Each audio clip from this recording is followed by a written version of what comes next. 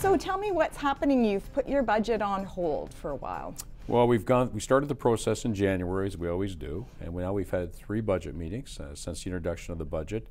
And in some ways, it's been very timely for us. Of course, there's a new fella who lives in the White House now, who's causing lots of havoc with threats of tariffs and things like that. So it's given us a chance to pause, take a little longer with our budget, because we're looking at potentially adding about $2 million worth of iron to our budget this year. I mean, when I say iron, I mean talking about fire trucks and other trucks for our public works. And $2 million purchase now we could be looking at a $500,000 hit through the 25% tariff system. So it's given us an opportunity to pause, take our time, and try to figure out exactly what's going to happen. And if you know the answer to that, please share with me, because I don't think there's anybody right now in the world that knows what this man is going to do next. How is it impacting you specifically with the fire department? Where do you purchase things from? Well, really what it comes down to is really the chassis. We do have the opportunity to be able to purchase the rest of the fire truck assembly in Canada, for which we definitely will. But when you're talking about the chassis, most of those chassis come from the US.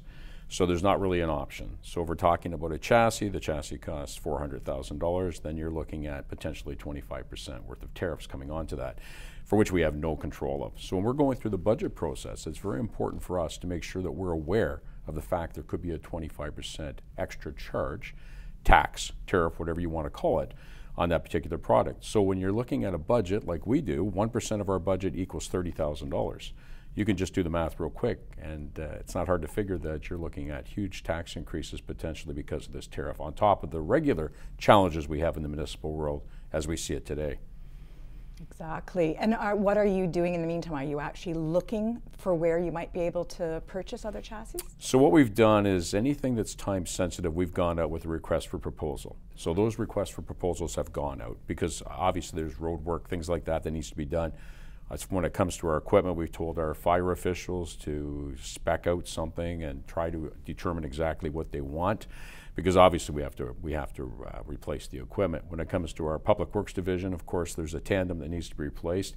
They take 2 to 3 years sometimes to get. So the requests for proposals have gone out or are going out as we speak.